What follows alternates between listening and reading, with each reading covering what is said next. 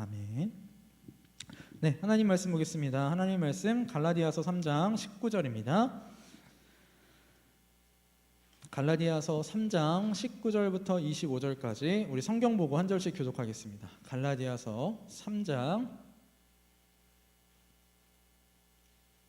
19절로 25절.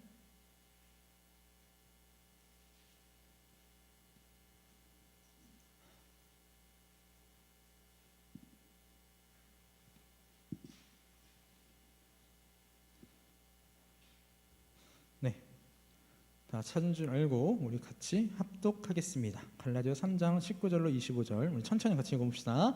시작. 그런즉 율법은 무엇이냐? 범법함으로 더하여진 것이라. 천사들을 통하여 한 중보자의 손으로 베푸신 것인데 약속하신 자손이 오시기까지 있을 것이라.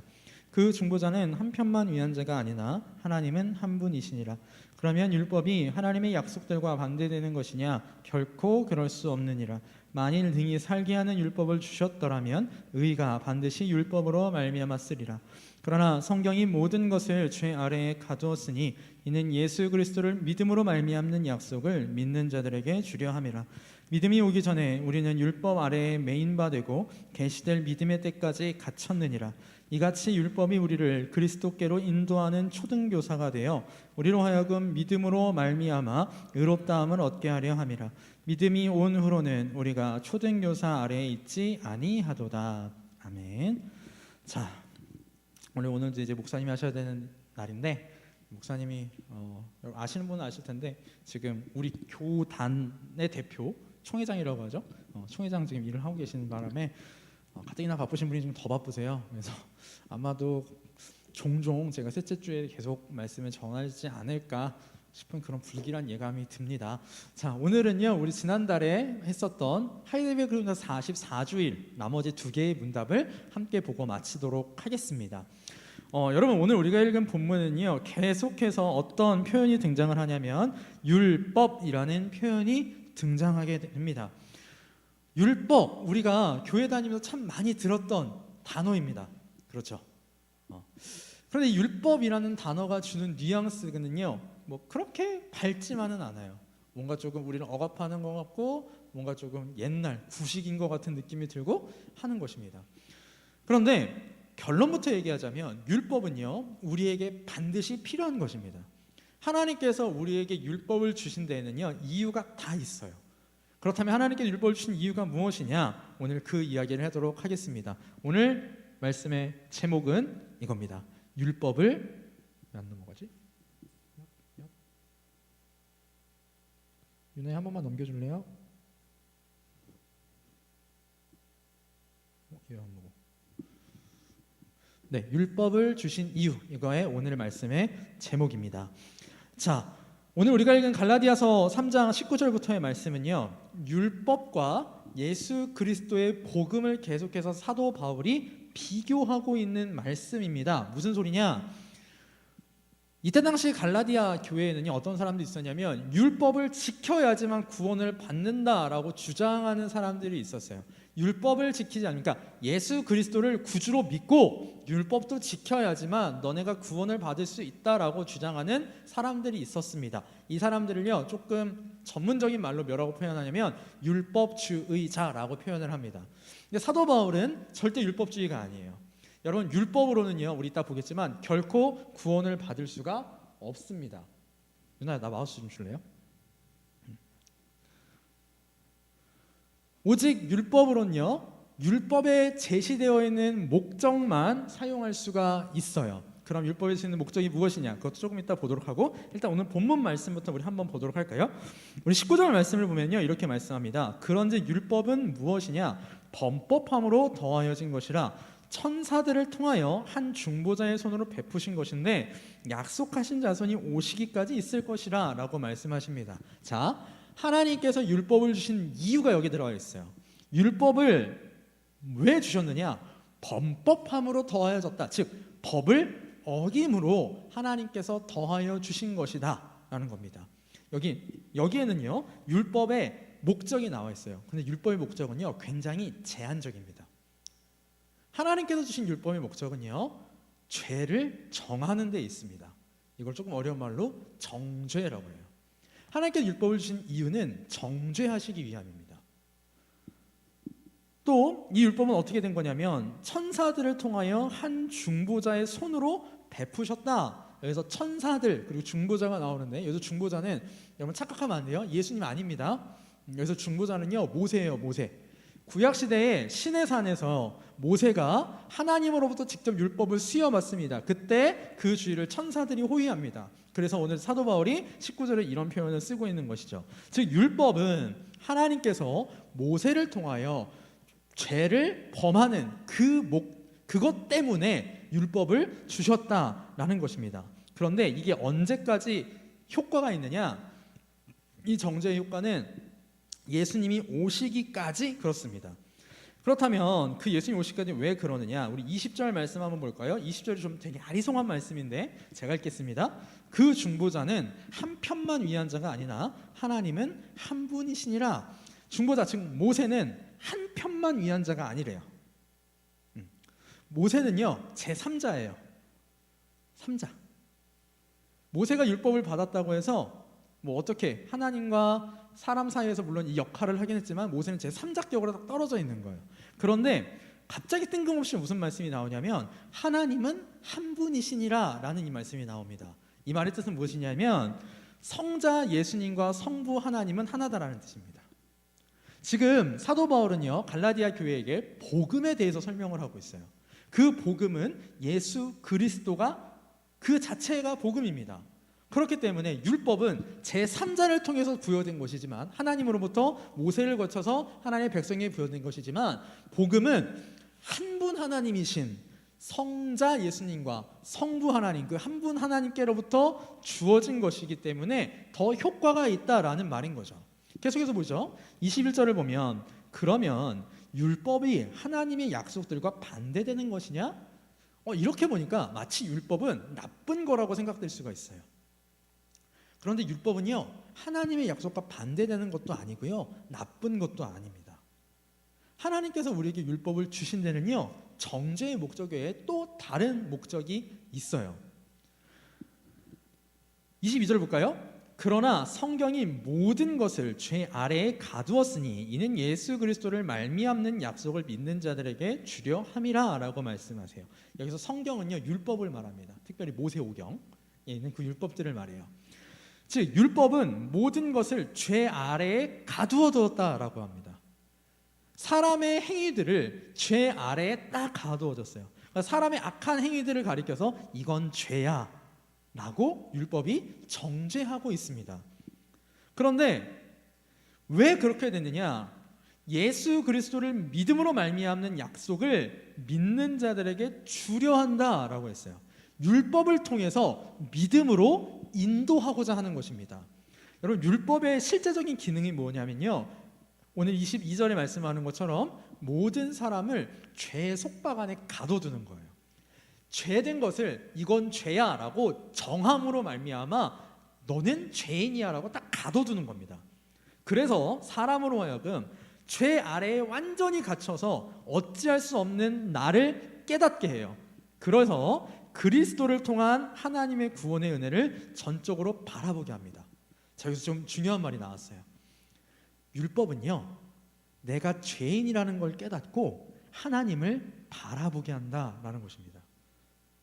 여러분 우리 지금까지요 10계명을 함께 하이데베르크 유리문답을 통해서 살펴봤어요.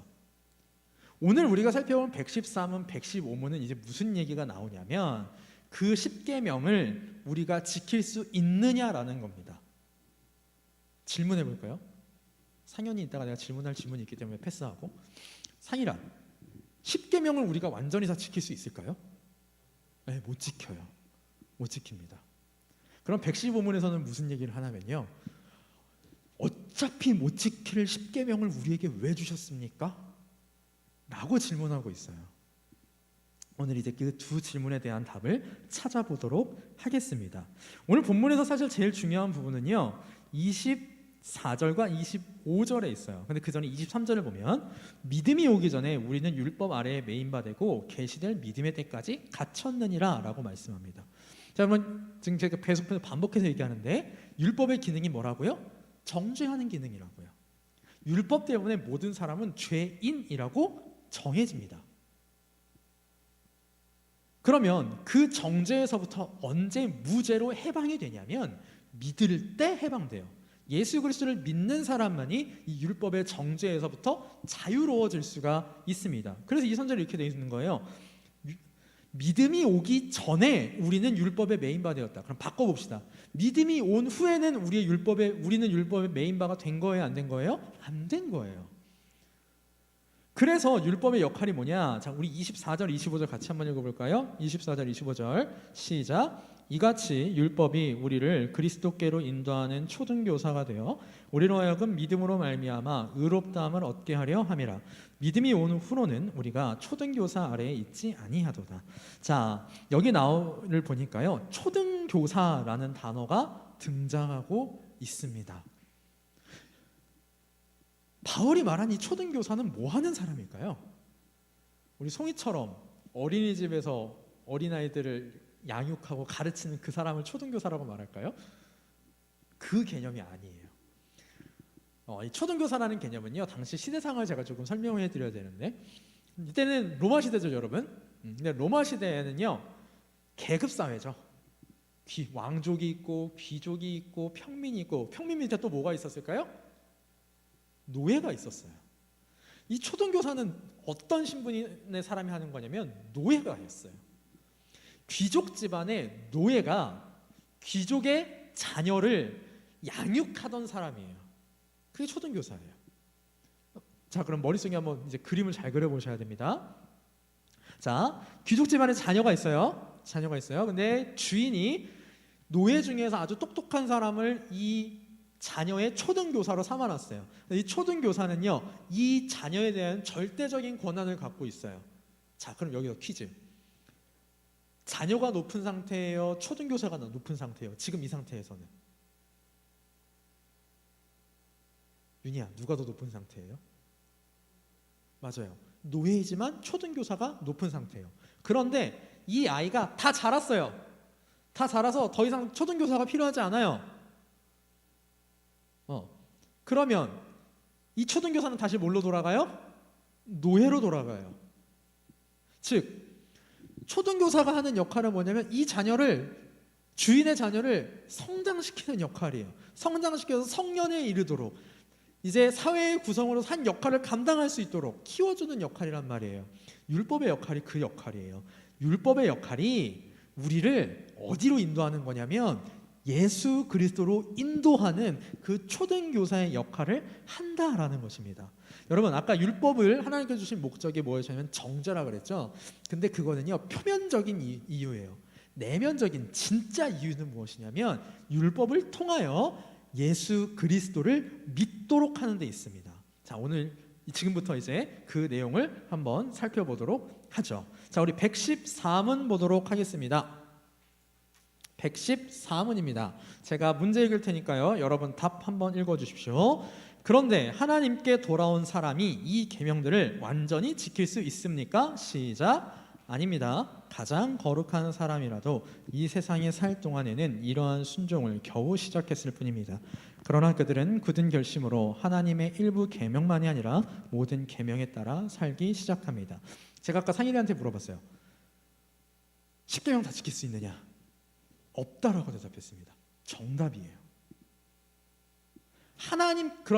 그러면 상인이가 예수님을 안 믿어서 10계명을 못 지키는 건가요? 그건 아니란 말이죠. 그건 아닐 거란 말이에요. 예수님을 믿는 사람이라 할지라도 10계명을 다 지킬 수 없어요.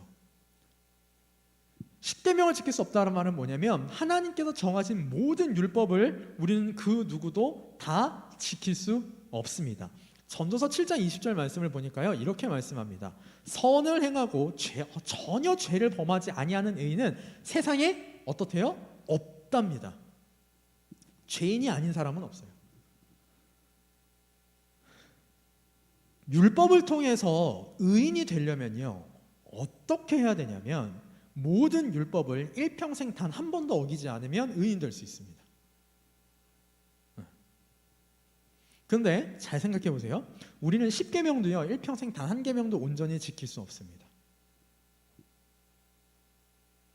우리 지금까지 계속 살펴봤잖아요. 부모 공경, 살인, 간음, 도적질, 거짓말, 탐욕, 사람에게 대한 것만 하더라도 단순히 그래 살인하지 말라 그건 우리가 안 할 수 있겠죠. 그런데 일평생 살면서 남을 한 번도 미워하지 않았나요, 여러분? 아니란 말이에요. 일평생 살면서 다른 사람 거를 도적질 안 했다고 합시다. 네, 그건 안 했다고 합시다. 그런데 무언가 속여서 이득을 취했다면 그건 도적질 한 거란 말이죠. 일평생 부모님께 공경 잘했어요. 부모님께는 공경 잘했는데 내 친구한테는 내가 함부로 해서 상처를 줬어요. 그럼 그것도 5계명을 어긴 거란 말이죠. 우리는 그 누구도 일평생 하나님의 계명을 온전히 순종할 수 없어요. 그래서 113원에서 어떤 표현을 사용했냐면 가장 거룩한 사람이라도 이 세상에 살 동안에는 이 계명들을 순종하긴 순종하는데 어떻게 시작했을 뿐이라고요? 겨우 요만큼 순종한 거라는 거예요. 이 세상에 존재하는 가장 거룩한 사람, 성인이라고 불리는 사람들조차도 하나님의 계명을 순종할 때요 겨우 요만큼 순종한 거예요. 겨우 이제 발권 하나 딱 뛸 만큼 순종한 거예요. 그런데 그 사람은요 이제 겨우 순종하기 시작했지만 어떤 사람이냐면 굳은 결심으로 하나님의 일부 계명만이 아니라 모든 계명에 따라 살기 시작하는 사람입니다. 근데요 이게요 제가 우리 어제 성경 공부할 때도 얘기했지만 이게 구원받는 사람의 증거입니다. 자, 로마서 7장 14절 15절 말씀에 보면 이런 말씀이 있어요. 우리가 율법은 신령한 줄 알거니와 보세요. 율법이 어떻대요? 신령한 거래요. 영적인 거래요. 나는 육신에 속하여 죄 아래에 팔렸도다. 내가 행하는 것을 내가 알지 못하노니 곧 내가 원하는 것은 행하지 아니하고 도리어 미워하는 것을 행함이라. 사도 바울조차도 이 세상에 존재했던 가장 거룩한 사람 중에 하나라고 불릴 수 있는 사도 바울조차도 하나님의 명령, 하나님의 계명을 온전히 순종하지 못했습니다. 그걸 로마서 7장에서 자기가 고백하고 있어요. 양심 고백하고 있어요. 그러나 중요한 것은 무엇이냐면 이제 우리가 겨우 조금 순종하기 시작을 했는데 그 순종하려고 하는 노력이 모든 계명에 따라 살려고 한다라는 겁니다. 빌립보서 3장 12절 말씀 한번 볼까요? 같이 한번 읽어봅시다. 빌립보서 3장 12절 시작. 내가 이미 얻었다 함도 아니요 온전히 이루었다 함도 아니라 오직 내가 그리스도 예수께 잡힌 바 된 그것을 잡으려고 달려가노라. 사랑하는 청년부 여러분, 내가 신자가 되었고 내가 예수 그리스도를 믿어서 하나님의 자녀가 되었다면 우리는 어떤 삶을 살아가는 사람들이냐면 하나님을 예수님을 향해 달려가는 사람들입니다. 예수님 향해 달려간다 이 말을 다르게 표현하면 예수님을 닮아간다라는 말이에요. 예수님을 닮아간다는 말을 또 다르게 표현할 수 있어요. 거룩함을 만들어간다는 뜻이에요. 이걸 어려운 말로 성화라고 하죠. 114문은 이거예요. 그 누구도 하나님의 계명을 온전히 순종할 수 없지만 그 순종하는 삶을 예수 그리스도를 참으로 믿은 사람이라면 살아가기 위하여 노력한다라는 것입니다. 신자는요 바울처럼 일평생 우리가 달려가는 것처럼 조금씩 겨우 순종하며 예수 그리스도를 닮아가는 사람들입니다. 자, 그러면 115문으로 넘어갈까요? 어차피 완전히 지킬 수 없는, 어차피 겨우 조금밖에 순종할 수 없는 이 율법을 하나님께서 우리에게 왜 주셨을까? 그 문제입니다. 자, 제가 문 읽을게요. 여러분은 다 읽어주세요. 115문입니다. 이 세상에서는 아무도 십계명을 완전히 지킬 수 없는데 하나님께서는 왜 그렇게 엄격히 십계명을 설교하게 하십니까? 답 보겠습니다. 시작. 첫째, 평생 동안 우리의 죄악된 본성을 더욱더 알게 하고 그리하여 그리스도 안에서 사죄와 의로움을 더욱더 간절히 추구하도록 하기 위함입니다. 둘째, 이 세상의 삶을 마치고 목적지인 완전에 이를 때까지 하나님의 형상으로 더욱더 변화되기를 끊임없이 노력하고 하나님께 성령의 은혜를 구하기 위함입니다. 하나님께서 율법을 주신 목적이 딱 두 가지로 하이데베케 율법담이 정리되어 있네요. 먼저 그부터 볼까요? 첫 번째 뭐냐? 우리가 죄인인 걸 알고요. 그리스도 안에서 죄사함과 의로움을 간절히 추구하도록 하기 위함이라는 겁니다. 그리고 두 번째는 뭐냐면 우리가 성령의 은혜를 구하면서 점점 더 아까 빌립보서 3장 12절에 봤듯이 예수 그리스도를 닮아가도록 하기 위하여서 주신 것이 율법, 십계명이라는 거예요. 우리 아까 115번의 질문을 보면 이렇게 질문하죠. 하나님께서는 왜 그렇게 엄격하게 십계명을 설교하라고 하셨습니까? 저는 왜 여러분한테 십계명을 설교하고 있을까요? 이게 쉬워서요? 안 쉬워요. 안 쉬워요. 또 우리 신앙의 선배들은요, 특히 우리가 믿고 있는 청교도, 칼빈주의를 믿고 있는 따르는 신앙의 선배들은 정말 열심히 율법을 설교했어요. 율법을 전파했어요. 왜? 그걸 전파해야지만 예수 그리스도를 믿는 사람이 그 율법을 통해서 점점 더 예수 그리스도를 닮아갈 수 있도록 변화될 수 있기 때문이에요. 참 이게 참 역설이요. 율법은 너는 죄인이라고 하는데 예수 그리스도를 믿은 사람은 너는 죄인이라는 그 율법을 가지고 의인의 삶을 살아갈 수 있어요. 자, 그럼 어떻게 그것이 가능한가? 이제 한번 좀 보도록 하겠습니다. 우리 로마서 7장 7절 말씀을 보니까요, 이렇게 말씀합니다. 그런즉 우리가 무슨 말을 하리요? 율법이 죄냐? 그럴 수 없느니라. 율법으로 말미암지 않고는 내가 죄를 알지 못하였으니 곧 율법이 탐내지 말라 하지 아니하였더라면 내가 탐심을 알지 못하였으리라 라고 말씀하시네요. 자, 여러분 보세요. 사도 바울이 뭐라고 그러냐면 율법이 죄야? 죄래요? 아니래요? 아니래요. 그러면 율법은 왜 주셨느냐? 율법으로 말미암아 우리는 무엇을 할 수 있느냐? 죄가 죄된 것을 알 수 있다라는 겁니다. 여러분, 율법은요, 죄가 죄된 것을 우리에게 가르쳐 줍니다. 다시 한번 볼까요? 지금 사도 바울이 예를 든 게 하나가 있어요. 탐심입니다. 나 저거 진짜 갖고 싶은데, 저거 어떻게든 내가 빼앗고 싶은데, 마음 먹었어요. 여러분, 마음 먹은 걸요, 세상에서는 죄라고 여기지 않습니다. 세상에는 죄라고 여기지 않아요. 우리나라에 있는 모든 법은요, 행위를 처벌해요. 행위를 처벌해요. 예를 들어서 이런 질문이 있어요. 살인 미수는요? 여러분, 살인 미수도 행위를 처벌하는 거예요. 내가 누군가를 죽이려고 마음을 먹었어. 그건 처벌할 수 없어요. 근데 내가 그 누군가를 죽이려고 어떤 시도를 했는데 그게 실패했네? 그건 처벌할 수 있어요. 내가 행동한 건 처벌할 수 있단 말이에요. 그런데 율법은요, 하나님의 율법은요, 그것뿐만 아니라 마음속에서 품는 악한 탐심까지도 죄라고 정해주셨거든요. 그래서 악한 탐심이 죄구나 라는 걸 우리는 알 수 있다라는 겁니다. 다른 모든 계명들도 다 마찬가지죠. 그래서 우리는 그 죄라는 것을 알고 율법이 이건 죄야 라고 우리에게 알려줬기 때문에 그 죄를 가지고 누구한테 나아가는 거냐면 하나님한테 나아가는 거예요. 요한일서 1장 9절 말씀 같이 한번 읽어볼까요? 요한일서 1장 9절 같이 읽어봅시다. 시작. 만일 우리가 우리 죄를 자백하면 그는 미쁘시고 의로우사 우리 죄를 사하시며 우리를 모든 불의에서 깨끗하게 하실 것이요. 우리 하나님께서는 미쁘시고 의로우신 하나님이시기 때문에 우리가 우리 죄를 가지고 하나님 앞에 고백하고 하나님 내가 이런 죄를 지었습니다. 나를 불쌍히 여기시고 용서해 주시옵소서 하면 용서해 주신대요. 그런데 그러려면 한 가지 전제 조건이 필요해요. 내가 뭔 잘못을 했는지는 알아야지. 그렇잖아요. 내가 무슨 잘못을 했는지를 알아야 잘못했다라고 이야기를 할 거 아니에요. 여러분 옛날에 사극에 보면 재판을 하죠. 사또가 재판을 하잖아요. 그때 사또가 항상 날리는 대사가 있어요. 혹시 무슨 대사인지 알아요? 혹시? 내 죄를 내가 알렸다. 이 대사예요. 네가 잘못한 거 알지? 네가 잘못한 거 알지? 그걸 말하는 거예요. 네가 잘못한 거 네가 아니까 나한테 얼른 실토해 라는 뜻입니다. 자, 근데 내가 뭘 잘못했는지 모르면 죽었다 깨어나도 실토할 수가 없어요. 우리 어린 아이들이 좀 그런 게 있어요. 잘못을 잘못이라고 몰라서 그 행동을 하는 경우가 왕왕 있어요. 제 말이 맞나요, 선생님? 네. 어린 아이들이 그래요.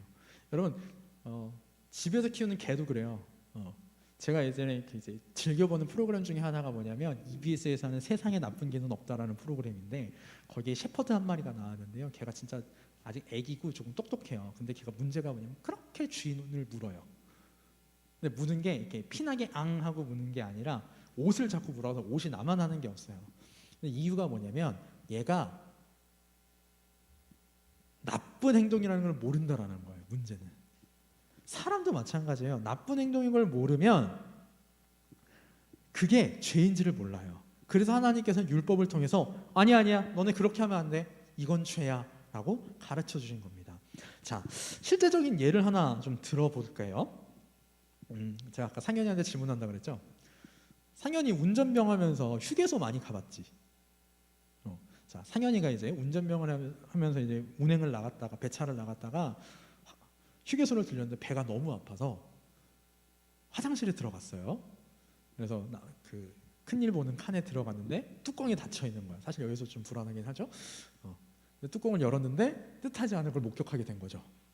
자, 그 앞사람이 그렇게 만들어 놓고 간 그 앞사람 잘못했어요, 안 했어요? 잘못했어요? 똑같은 질문 한 번 더 할게. 죄야, 아니야?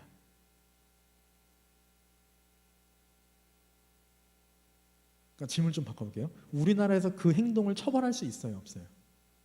없어요. 근데 싱가포르에서는 할 수 있대요. 싱가포르에서는요, 네, 오늘 설교 중에서 찾아봤거든요. 세상에 재밌는 법이 좀 어떤 게 있을까 되게 많더라고요. 근데 그 중에서 하나가 싱가포르에 가면 공공 클렌징법이라는 게 있대요. 거기 제 16번 항을 보면 공중 화장실에서 용변을 보고 뒤처리를 하지 않은 경우 최대 $1,000까지 벌금을 부과할 수 있대요. 자, 제가 지금 하고 싶은 말은 무엇이냐면요. 자, 용변을 보고 뒤처리를 안 했어. 물을 안 내렸어. 이게 아무런 잘못이 아니라고 생각할 수도 있어요. 그런데 싱가포르에 가면 그건 죄예요. 왜 죄가 돼요? 법으로 정해놨기 때문에 그래요. 자, 우리 삶 가운데서도 우리는요, 여러 가지 행동들을 하면서 살아갑니다. 하나님께 대하여, 사람에게 대하여 많은 행동들을 하면서 살아가요. 그런데 그 행동 중에는 우리가 잘하는 것도 있고 하나님 앞에서 죄 짓는 행동도 있습니다. 근데 그 죄 짓는 행동이 애매한 것들이 있잖아요. 이게 기준이 좀 애매해.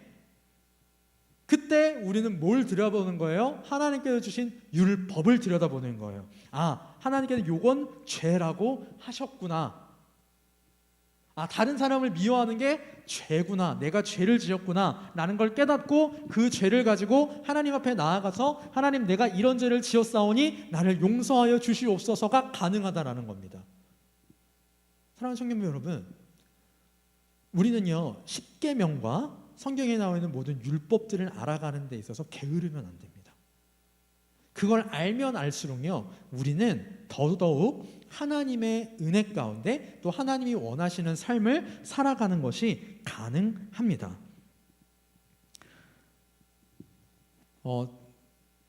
제 처남이 누군지 거의 대부분이 알 것 같으니까, 제 처남이 요새 성경 공부에 애가 지금 재미가 들려가지고 이것저것 책을 사서 읽어요. 근데 요새 갑자기 무슨 말을 했냐면, 회장님, 구약이 재밌어요? 신약이 재밌어요?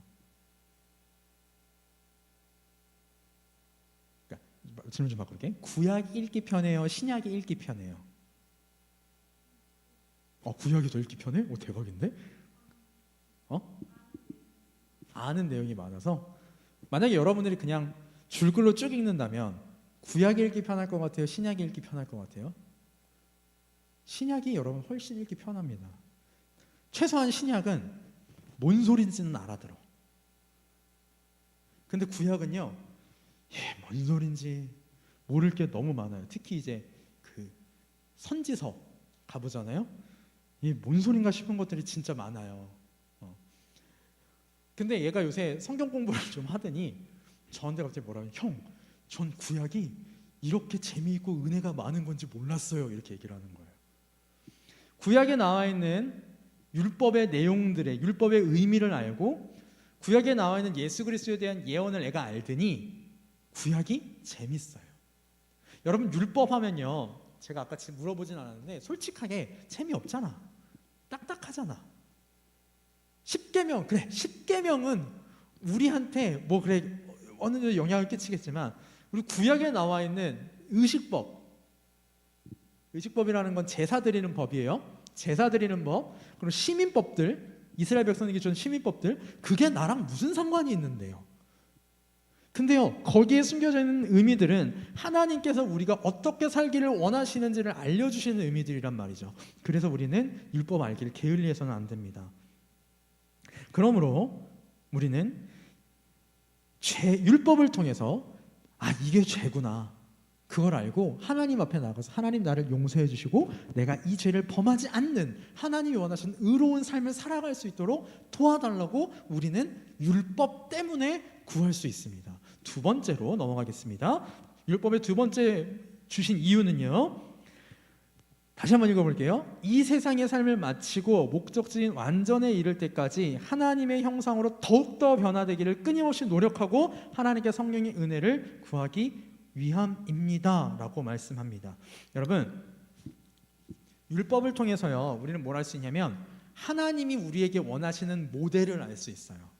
하나님은 이러한 사람을 원하시는구나 라고 알 수 있습니다. 그래서 그 모델을 향해서 우리는 끊임없이 노력해 나갈 수 있습니다. 그런데 그게요, 결코 짧은 기간에 이루어지지 않습니다. 습관적으로 이걸 적었네. 고린도전서 9장 24절 말씀을 보면 이렇게 말씀하십니다. 우리 같이 한번 읽어볼까요? 고린도전서 9장 24절 시작. 운동장에서 다름질하는 자들이 다 달릴지라도 오직 상을 받는 사람은 한 사람인 줄 너희가 알지 못하느냐. 너희도 상을 받도록 이와 같이 다름질하라. 예수 그리스도를 믿고 나서요, 가만히 있으면 우리한테는 아무 유익이 없어요. 예수 그리스도를 진짜로 믿은 사람은요, 가만히 있을 수가 없습니다. 예수 그리스도를 믿는 사람은요, 반드시 하나님을 향하여서, 예수 그리스도를 향하여서 한 걸음 나아가고자 노력합니다. 예를 들어 볼까요? 저는 그 게임을 안 하는데,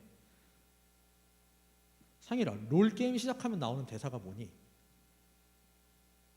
롤 이렇게 게임을 시작하잖아. 그러니까 배틀을 시작하잖아요. 그럼 무슨 대사가 나오잖아요. 무슨 소환사의 협곡에 오신 뭐 이런 대사 있잖아요. 저런 대사가 있어요. 제가 이 얘기를 왜 하느냐. 자, 소환사의 협곡에 들어갔어요. 가만히 있을 바보가 어디 있어요? 가만히 있을 바보가 어디 있어요? 마우스 잡고 컨트롤 해야지. 마찬가지로 예수 그리스도를 믿어서 예수 그리스도 안으로 들어온 사람은 가만히 있을 수 없습니다. 하나님이 원하시는 것이 무엇인지 궁금증이 생기고 그 하나님이 원하시는 그 모습을 찾아서 그대로 살아가고자 노력해요. 근데 그 모습을 어디서 찾을 수 있느냐? 율법에서 찾을 수 있어요. 율법에서 찾을 수 있어요. 또 이어서 빌립보서 3장 13절 14절을 보면 형제들아 나는 아직 내가 잡은 줄로 여기지 형제들아 나는 아직 내가 잡은 줄로 여기지 아니하고 오직 한 일, 즉 뒤에 있는 것은 잊어버리고 앞에 있는 것을 잡으려고 표대를 향하여 그리스도 예수 안에서 하나님이 위에서 부르신 부름의 상을 위하여 달려간다 그랬습니다. 사도 바울은 끝없이 예수 그리스도를 향해서 달려가고 있었어요. 근데 달려갈 때는요, 여러분, 중요한 게 무엇이냐면 규칙대로 달려야 돼요. 마라톤을 뛰는데 42.19km를 뜁니다. 근데 41km를 룰에 맞춰서 정상적으로 뛰어야지 1등으로 들어왔을 때 그게 진짜 금메달 아닌가요? 우리 혜미가 검도를 되게 잘해요. 검도에서 대련을 하는데 검도도 대련도 룰 있죠. 룰대로 안 하고 막 했어. 이겼다고 쳐줘요? 아니요. 누구도 이겼다고 쳐주지 않아요. 누구도 이겼다고 쳐주지 않습니다. 룰대로 해야 돼요. 우리가 하나님을 믿는 신자의 생활은 룰대로 해야 돼요. 그 룰대로 하는 것이 무엇이냐면 하나님의 계명을 따라, 율법을 따라 행하는 것입니다. 사랑하는 청교부 여러분, 우리가 heidelberg 율문답을 배우고 웨스트민스터 소율문답을 배우는 건 딱딱할 수 있어요. 재미없을 수 있어요. 그런데 그것들이 우리에게 주는 것은 무엇이냐면 우리가 하나님 안에서 어떻게 살아야 하느냐라는 것입니다. 우리가 무엇을 잘못했느냐, 그것을 우리에게 알려주고 있는 것입니다. 이걸 모르면 신앙생활을 할 수가 없어요. 제가 여러분들에게, 또 교회에서 여러분들에게 율법에 대해서 설교하지 않으면 여러분들은 지난 일주일의 삶을 잘 산 줄 알 거예요. 나도 마찬가지고. 나도 내가 이 본문을 가지고 설교를 준비하지 않으면 내가 잘 사는 줄 알 거예요. 그런데 하나님의 말씀에 비춰봤을 때, 하나님 율법들에 비춰봤을 때, 아, 내가 진짜 못 살고 있구나,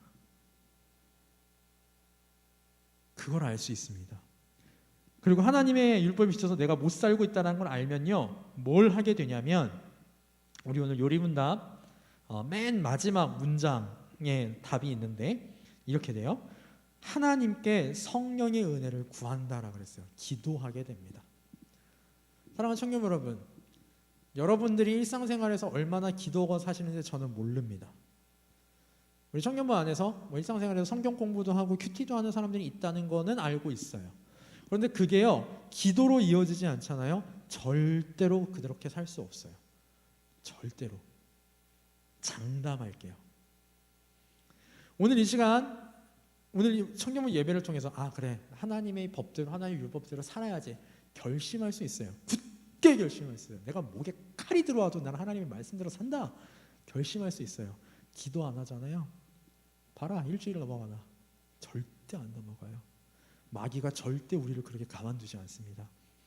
하나님의 성령님의 은혜, 도우심이 없으면 우리는 절대로 하나님이 원하시는 대로 살아갈 수 없습니다. 자, 말씀을 조금 정리해 볼까요? 오늘 율법을 주신 이유에 대해서 우리 함께 살펴봤습니다. 우리는 절대로 완전히 지킬 수 없는, 114문답에서 말씀한 것처럼 겨우 조금 지킬 수 있는 그 율법을 하나님께서 우리에게 주시고, 또 그 율법을 주의 종들을 통하여 주구장창 설교하게 하신 이유가 무엇이었죠? 두 가지. 첫 번째, 죄를 알아라는 거예요. 죄를 알고 그 죄를 가지고 하나님 앞에 나오라는 거예요. 솔직하게. 그래서 율법을 주셨어요. 두 번째, 하나님이 원하시는 모델이 어떤 모델이냐라는 거예요. 그걸 율법을 통해서 알려주셨어요. 그러기 위해서, 그 하나님 원하시는 모델로 살아가기 위해서 우리는 성령 하나님의 도우심을 구하며 늘 기도해야 됩니다. 사랑하는 청년부 여러분, 우리 청년부 여러분들이 지식적으로도 풍부해지셨기를 바랍니다. 정말로요. 주일에 우리 청년부 예배를 통해서, 토요일날 성경 공부를 통해서 여러분들의 하나님을 아는 지식이, 성경에 대한 지식이 풍성해지셨으면 좋겠습니다. 그런데요, 거기서 끝나면 안 돼요. 반드시 그대로 살아갈 수 있도록 치열하게 기도하셔야 합니다. 네, 여러분 알아요. 여러분들의 일상의 삶 가운데서 기도하는 거 정말 힘든 거 압니다. 시간도 없고요. 기도하려고 하면 꼭 이상하게 뭐가 하나씩 좀 생겨요. 네, 잘 알고 있습니다. 그러나 그럼에도 불구하고 다니엘이 그랬듯이, 우리 신앙의 선배인 사도들이 그랬듯이, 내가 기도할 수 있는 시간과 기도할 수 있는 공간을 만들어 놓고 성령 하나님의 도우심을 구하며 기도하셔야 됩니다. 그렇게 기도할 때 우리는 하나님께서 우리에게 율법을 주신 이유를, 율법 주신 목적대로 그 율법을 활용하며 은혜 가운데 살아갈 수 있을 것입니다.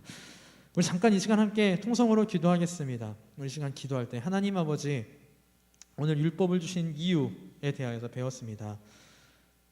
율법을 통하여 내가 얼마나 잘못된 삶을 살아가고 있는지를 알게 하여 주시고, 그 삶에서 돌이켜서 하나님이 원하시는, 하나님의 형상을 이루어 나가는 삶을 살아갈 수 있도록 성령 하나님 도와주시옵소서. 시간 다 같이 함께 통성으로 기도하도록 하겠습니다.